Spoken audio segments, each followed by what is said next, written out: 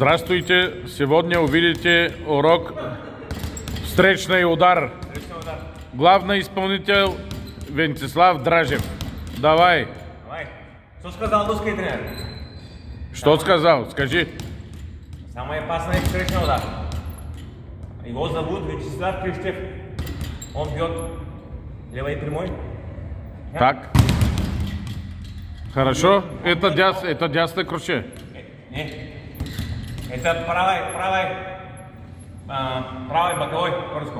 Ага, хорошо. Правый боковой. Хорошо. Он бьет левой прямой. Я? Сразу. О, молодец. Молодец, а? Молодец. Молодец. А? Мой брат сказал, ты фантазер. У него... Почему так сказал твой брат? У него 19 медалей. У меня само 8 по боксу и водной пол. О, Очень маленько. давай, догони его. А? Догони его. Он бьет правой прямой. Ты скажи, твой брат нас не догонят. А? Так скажи он, твой бьет, брат. Правый кросс, нет? Правый снизу. О, Левый боковой. А? топ. Молодец. Молодец. Конец фильма, конец.